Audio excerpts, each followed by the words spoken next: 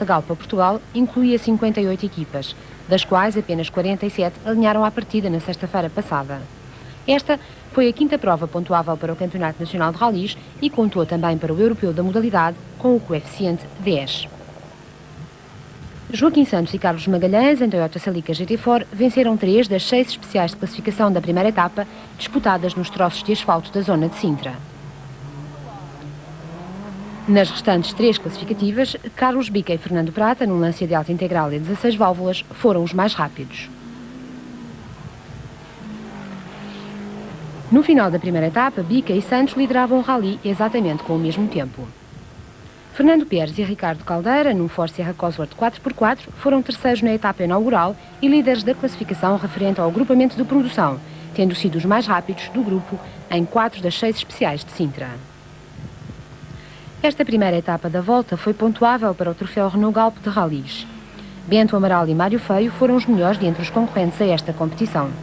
Venceram 4 troços, mas a luta pela primazia no troféu foi bastante animada.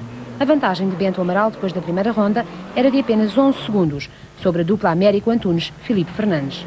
No entanto, o atual líder desta competição conseguiu manter a liderança, enquanto que Antunes se quedou pelo segundo lugar. Na terceira posição do troféu terminaram José e Paulo Araújo. No outro troféu monomarca, organizado pela Citroën e que se viria a decidir no final desta prova, Inverno Amaral e Rui Bevilacqua foram os melhores na primeira etapa, tendo terminado na 7ª posição da geral, atrás dos 3 primeiros Renault 5 GT Turbo. O piloto algarvio, ex-campeão nacional de rallies, venceu 5 dos 6 troços disputados em Sintra, tendo apenas perdido na segunda passagem pela Peninha, onde José Carlos Macedo e Miguel Borges foram os mais rápidos. Impondo um ritmo bastante forte e evitando cometer erros, a tática de Inverno Amaral resultou em pleno, permitindo-lhe chegar ao fim da primeira etapa com uma vantagem de 21 segundos sobre Tomás Melo Breiner, João Siena. A dupla da Almagro assegurou a segunda posição, com um avanço de 17 segundos para Pedro Azeredo e Carlos Fundo, terceiros no primeiro dia de prova. A primeira etapa da volta terminou na Praça do Império e Joaquim Santos liderava a classificação geral ex aequo com Carlos Bica. A luta pelo primeiro lugar estava em aberto e a segunda etapa prometia bastante animação. Com este último controle horário cumprido na sexta-feira, terminou a prova para os Renault 5 GT Turbo. Bento Amaral e Mário Feio averbaram mais uma vitória. Correu francamente bem, o carro esteve em ótimas condições e a assistência esteve impecável. Deu para ganhar, foi ótimo. No sábado de manhã recomeçaram as hostilidades. Sem os Renault 5 GT Turbo, só partiram de Lisboa 24 concorrentes e esperava-os uma etapa com 14 classificativas, todas disputadas em pisos de terra, ligando Lisboa a Tomar numa distância de 515 km, dos quais cerca de 170 em troços cronometrados. Carlos Bica começou bem, venceu a primeira classificativa do dia, mas não o fez sozinho, já que, novamente, ele e Joaquim Santos obtiveram o mesmo tempo e, em relação ao primeiro lugar, ficou tudo na mesma.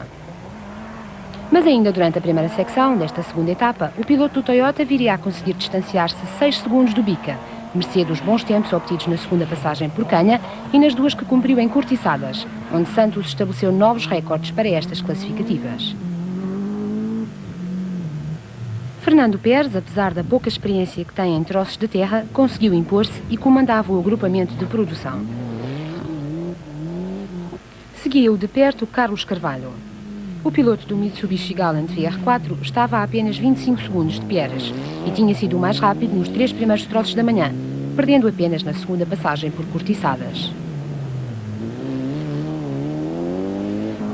Na quinta posição da geral estavam Inverno Amaral e Rui Bevilacqua, que dominavam a classificação de entre os concorrentes ao troféu Citroën AX Sport. 20 segundos separavam Inverno Amaral de Tomás Melo Breiner.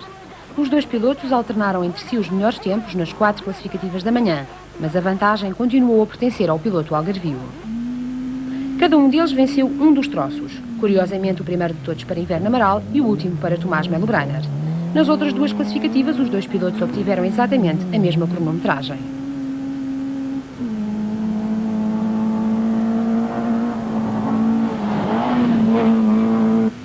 Barros Leite, que era 7º classificado, viria a abandonar já no decorrer dos troços disputados à tarde com o cárter do seu Volkswagen Golf partido.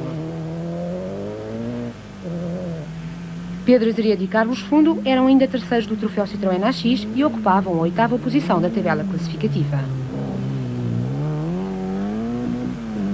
Seguiam-se-lhes António Fernandes e Hélder Rodrigues, também concorrentes ao troféu da marca francesa. E franceses no mesmo eram os 10º classificados, Stéphane Pinot e Patrick Bousquiat, num Renault 5 GT Turbo. Na 11ª posição, José Carlos Macedo e Miguel Borges, muito atrasados em relação ao inverno amaral e longe de conseguirem alcançar os lugares cimeiros do troféu. Nas 10 classificativas da tarde, Joaquim Santos nunca deixou de ser primeiro e venceu 9 dos troços, batendo mais 7 recordes. Carlos Bica e Fernando Prata eram ainda os segundos classificados. Fernando Pérez e Ricardo Caldeira mantiveram-se à frente da produção durante os 3 primeiros troços, enquanto que Carlos Carvalho e José Alves eram os segundos a meio minuto do líder do agrupamento.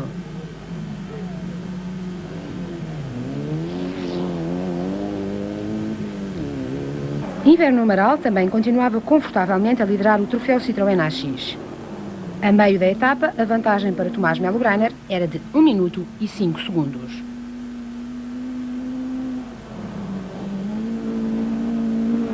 Na terceira posição do troféu estava Pedro Azeredo, que viria a ser ultrapassado por António Fernandes. No entanto, o piloto algarvio foi forçado a abandonar devido a um acidente na primeira passagem por Ulme, o que originou uma neutralização da prova.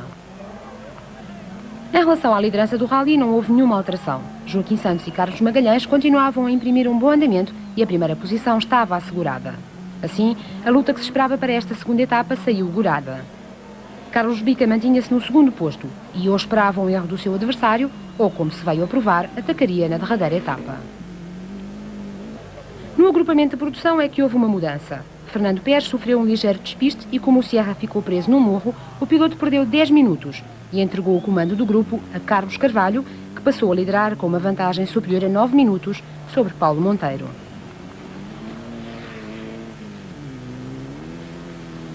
Inverno Amaral e Rui Bevilacqua terminaram a segunda etapa no comando do troféu Citroën AX. E no comando da geral houve um percalço mesmo à chegada a Tomar. Joaquim Santos perdeu muito tempo a tentar solucionar um problema com a direção assistida do seu Toyota Celica e penalizou 1 minuto. Bem, correu tudo bem, à exceção da última classificativa. Tivemos um problema com um tubo da direção assistida que se partiu. Tentámos resolver o problema, não se conseguiu resolver.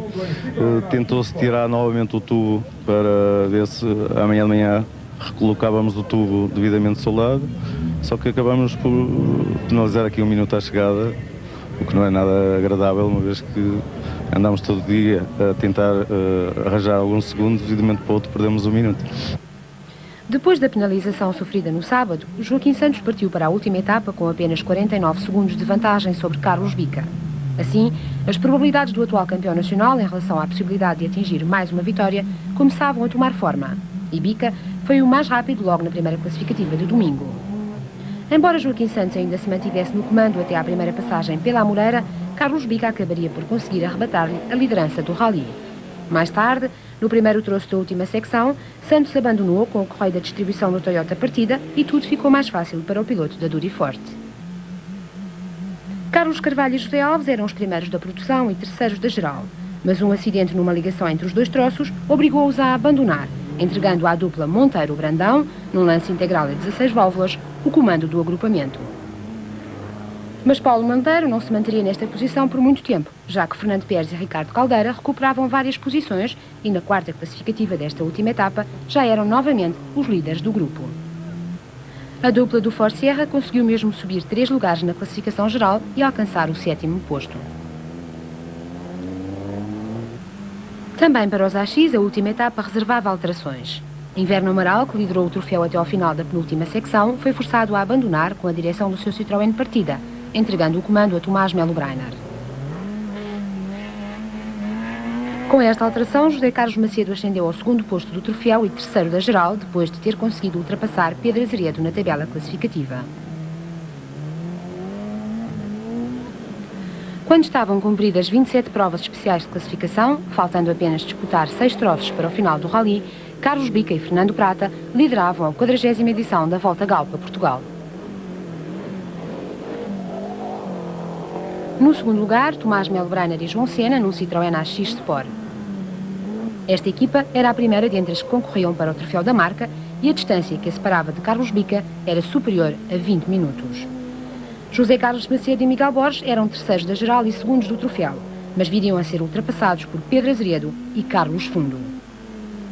Esta equipa imprimiu um excelente andamento que lhes possibilitou serem os segundos mais rápidos da geral nas passagens pelos troços de Santos, Abrantes e Feixe e terminarem o rally na 4ª posição.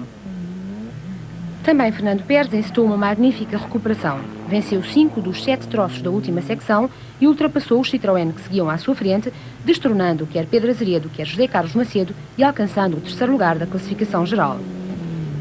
Para Tomás Melo Breiner e João Sena, o 2º lugar no final do rally e primeiro de entre os AX, permitiu-lhes, dado o alto coeficiente atribuído a esta prova, alcançar a vitória na primeira edição do troféu Citroën AX de rallies. E para Carlos Bica e Fernando Prata foi mais uma vitória no Campeonato Nacional e a segunda que conseguem nesta prova. Terminaram o rally somente 12 concorrentes, o que é bem demonstrativo da dureza desta prova organizada pelo Clube 100 à hora. A próxima prova do Campeonato Nacional de Rallies é o Rally Futebol Clube do Porto, que se realiza de 3 a 5 de maio próximo.